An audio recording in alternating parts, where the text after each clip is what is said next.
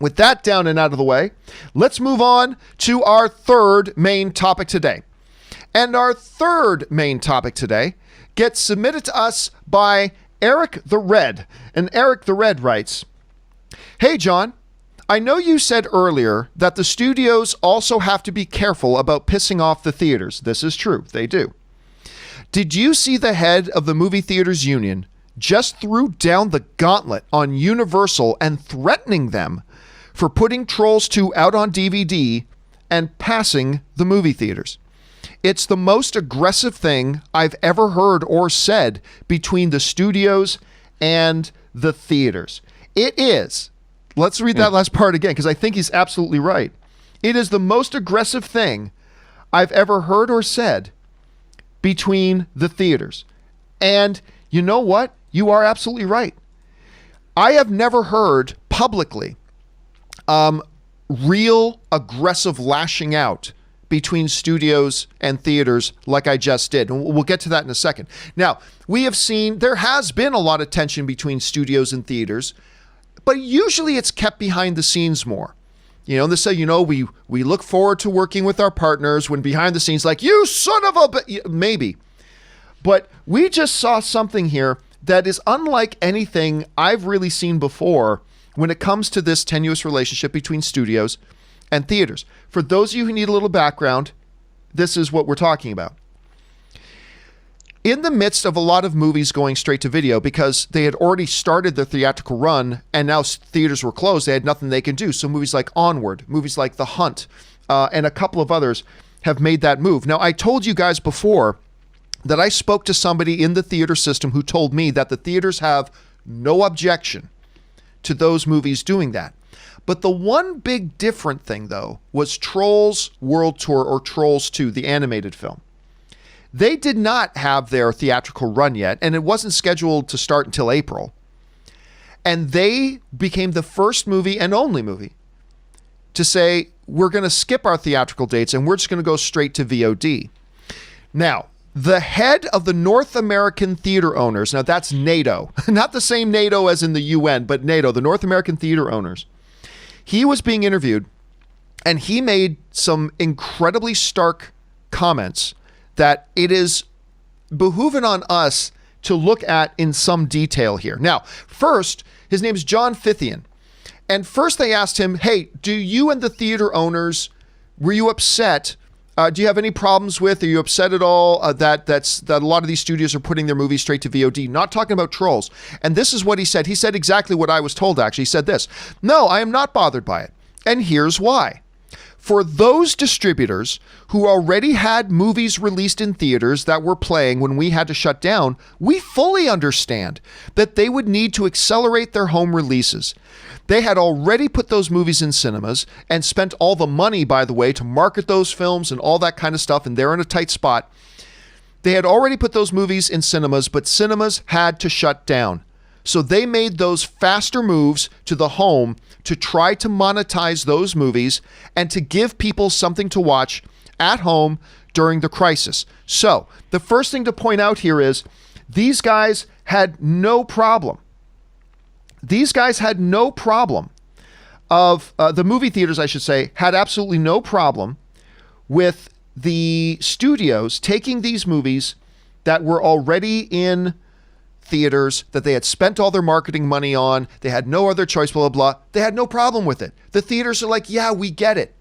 It screws us over a little bit, but we're all getting screwed over a little bit. And the studios are going to lose money on this too. They're just trying to lose a little bit of less money right now. So the theaters were like, we get it. We understand, no problem. No skin off our nose. However, the Trolls 2 situation was different for them. And this is where John Campea becomes a little bit more aggressive in his communication. Listen to this. With the exception of Universal, every studio has gone overboard to reassure exhibitors. Remember, exhibitors is the movie theaters, because he uses the term exhibitors a lot. Exhibitors is the movie theaters. Remember this. With the exception of Universal, every studio has gone overboard to reassure theaters that the theatrical model works for them And they look forward to releasing their movies theatrically once the virus is done. And every one of those studios called their theatrical partners and talked through their plans for delayed release before they announced them. So you're saying, guess what? When they decided to move Black Widow, Disney called the theaters and said, we need to talk through this with you. We're thinking about bumping the release date. So that's what he's saying. Every one of those studios called their exhibition partners and they talked through their plans for delayed release before they announced them. Only Universal, sorry, I've been talking a lot. Only Universal on Trolls undermined the theatrical model. And Universal told no exhibitor about their plans on Trolls until approximately 20 minutes before their announcement. Get that again. This is their business partner. Whereas every other studio called the theaters to talk through their plans, Universal never called the theaters, never called their exhibition partners to tell them about their plans with Trolls until approximately 20 minutes before their announcement. Theaters, exhibitors, we know who our partners are. Now, that's already fighting words. Those are already fighting words. And you would think, whew, that is harsh. Wow, John, you were right. That's harsh. Oh, that's not even the worst of it. We're not even to the good part yet. So strap in, kids. Here comes the good part. Only Universal, John Fithian continues to say, and only on Trolls did one studio skip the theatrical model and go straight to the home. Universal continues to advertise to consumers that Trolls will be released simultaneously to theaters and the home on April 10th. And they are lying to consumers. Universal knows that theaters will still be closed on April 10th, so unlike every other distributor who must simply delay their release for that time period, but still understands that theatrical release is essential to their business model, Universal on Trolls didn't make that decision. Exhibitors, theaters, will not forget this. Get those last words. We will not forget this. Listen, when it comes to making decisions in life, there's very, very rarely in our lives a choice, particularly in business, where you have a choice to make where the one choice is obvious, it's nothing but upside, and the other choice is nothing but downside, therefore it becomes clear and obvious. In life, the big decisions we have to make in life, there will be pros and cons to every decision we have to make. And we need, as individuals, or sometimes as businesses and companies, we need to weigh out those pros and cons, right? And then we need, after weighing out the pros and cons of each potential option, we need to make a decision that we feel is best for us. Understanding, though, that when we make the decision, we're going to have to take the cons that come along with that decision as well.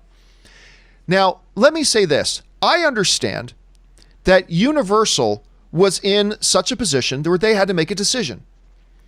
We can either go and do our theatrical run. The problem with that is, right now, our movie was already tracking, like remember this is important, Trolls 2 World Tour was already tracking to drop more than 50% from the opening weekend of the first Trolls. And that's even before the coronavirus stuff started happening. The tracking on Trolls 2 was that it was going to take more than a 50% drop from the opening weekend numbers of the first Trolls. So they were already looking at a flop. Compound that with the fact that they had already put some of their marketing money up. So they had already done some marketing. So they had already invested money in their marketing. And they're thinking, if we push this release date, that marketing money that we spent is just gone. That's just, bye-bye. That money's just gone. If we push our release date, that marketing money is gone. So we're already looking at a flop. If we push our release date, we're going to lose what marketing money we've already spent. And we feel like if we push later into the year, that our movie will get trounced even more. So they said, okay, so the advantages for us, if we do a straight to VOD release, is we get to take advantage of that marketing money we already spent. We get to have an area of release date that we can take advantage of. We might get a few more VODs than we would have normally with kids being at home. The downside is we're going to be betraying our exhibitor partners who have always been there for us. When we needed to take a huge amount of the movie ticket price and leave the theaters with almost nothing, the theaters did it. When we wanted to shrink the theatrical window, the amount of time that a movie is supposed to stay in theaters before it gets released on DVD, when we wanted to shrink it, the theaters did it. The theaters have always been there for us. When we want to put out Fast and Furious to make $1 billion around the world, the movie theaters have been there. When we wanted our Fast and the Furious movie or our Jurassic World movie to play on their IMAX screens and to play on their biggest screens, they did it. Whenever we've needed them, they've been there for us. And the drawback right now, if we skip them, is we'll take advantage of our marketing money, but we'll be screwing over our exhibitor partners who have always been there for us and have been responsible for us making all the money that we've made. Every other studio recognizes this relationship. Every other studio understands that, the theaters have always been there for us. Whenever we've needed something, they've been there for us. They maintain their theaters. They maintain their screens. They make the movie-going experiences that makes us billions and billions and billions of dollars.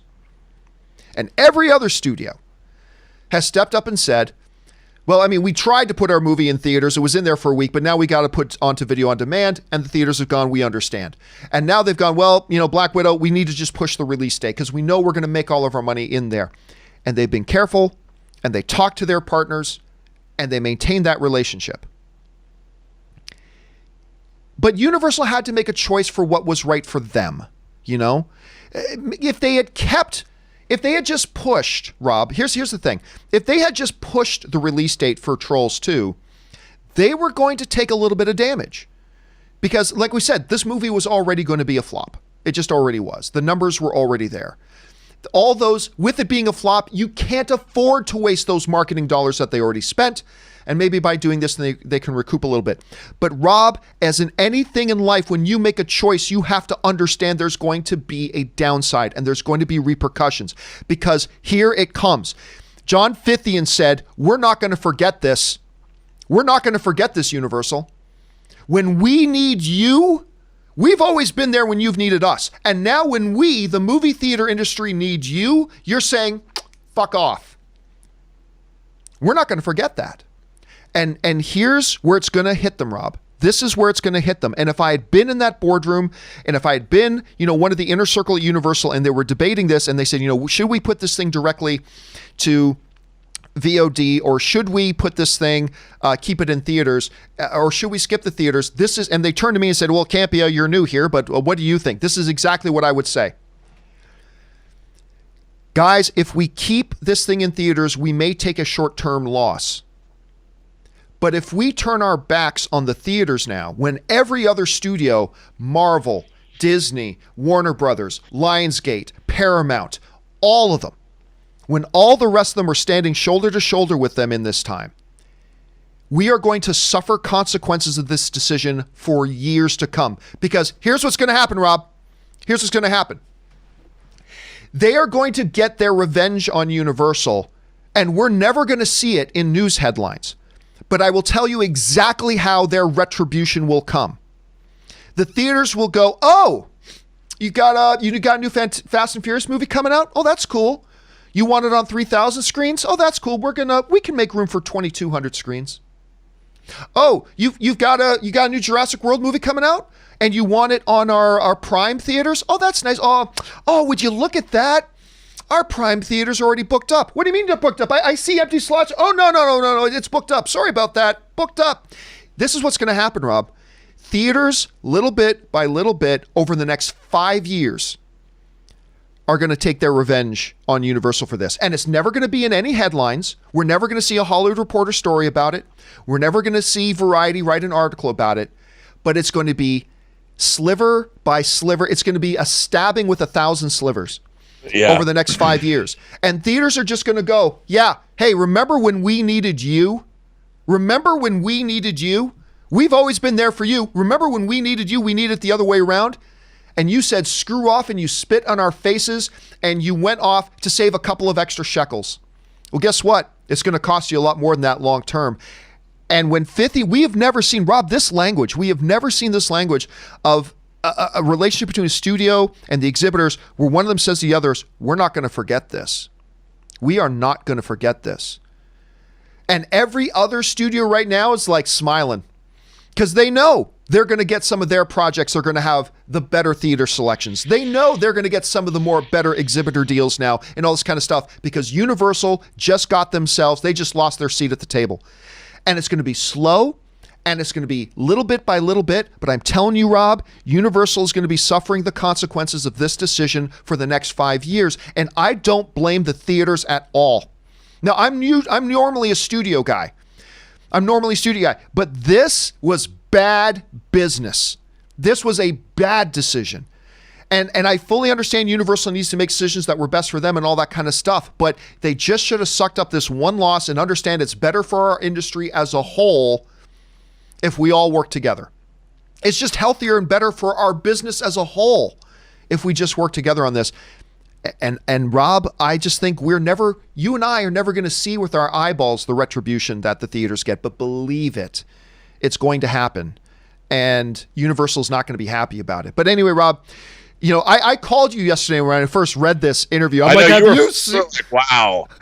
have you seen this interview? And I called Rob up. And anyway, you've had about 24 hours now to think on it and look on it and all this kind of stuff. What's your reaction to it right now? Well, I think, you covered a lot of it, but I would say, again, it all comes to money. And whether they diminish the number of screens that Universal has access to, or I tend to think they'll do something a little different. They'll just charge them more. They'll make the split between the studio and the movie theater a little higher. And Universal's going to say, but we have Jurassic World Dominion coming out.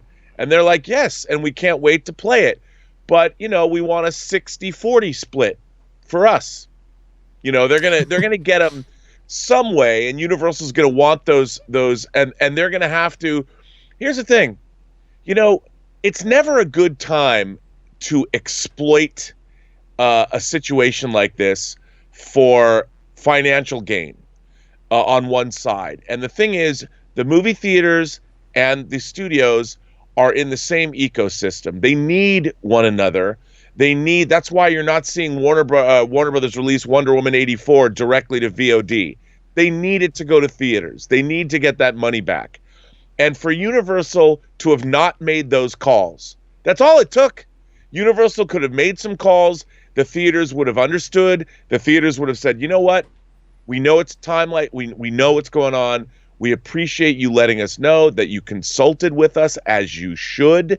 But for them to do this, to the theater owners who have been nothing if not receptive to what the studios have been doing, it's kicking them when they're down. And why would you do that? Why would you do that to a symbiotic partner that you need to make your business work? It really was a slap in the face to the people the studios need. And I can understand why it was said that we will not forget this, because when the going gets tough, the tough get going, and you also see people's true colors. And I think it was a really bad move, really tone deaf, really brain dead on the part of Universal. It's arrogant in the extreme. And, all the people, imagine if you're just a kid, it was your first job, you've been there for a couple of months, and suddenly this happens and the theater's shut down, and you hear Universal is basically saying, you know what, kid? We don't care about you or your job. We don't care about the young people that are working at movie theaters because they love the movies and it might be their first job or their second job or whatever. We just don't care about you. We're just going to do what we need to do and screw all you guys. And that's what they said. And that's not what you need in this kind of a crisis. You need all hands on deck. You need everybody helping everybody else out, because we're all part of the same community.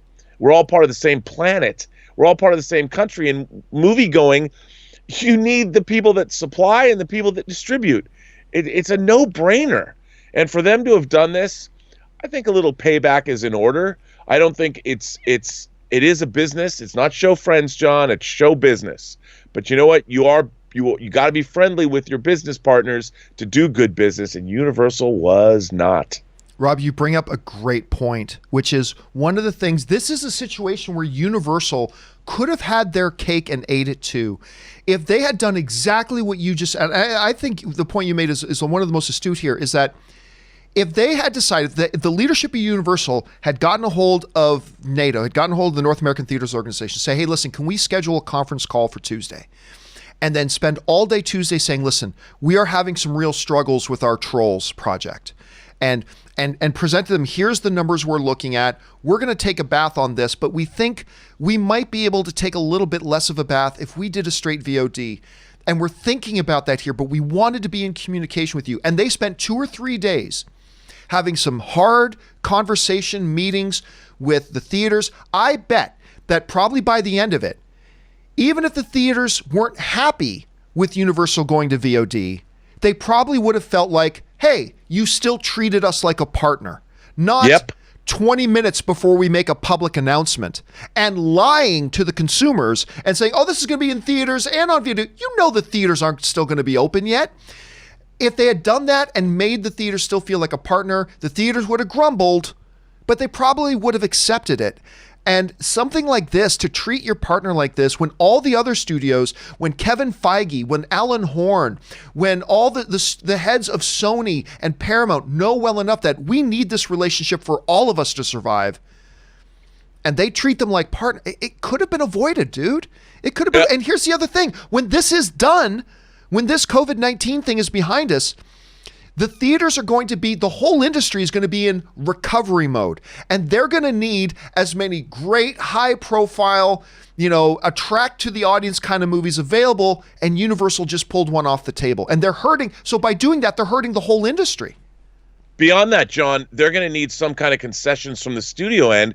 Like, Universal could have said, hey, We'll for our next big release, whether it's Fast and the Furious, well, that's not until April 2021 now, but whatever the next big film is, we'll give you 5% more of a split for our next big tentpole movie. We're willing to offer you some kind of a monetary concession that shows how much we appreciate you understanding what we need to do right now for our business while your businesses are entirely shuttered. So maybe we'll help you make it up on the back end. That's what good business partners do. And the theaters, they didn't get that from Universal. And, Universal, that would have gone. Can you imagine if Universal said, look, we know what this is going to be, but for our next big tentpole, we're willing to give you a 5%. Our split between what we get and what you get is 5% more on your side because we know that your businesses are hurting right now. I mean, we need your business for us to do good business. Right, exactly. And it's like that's what you do in this kind of a crisis.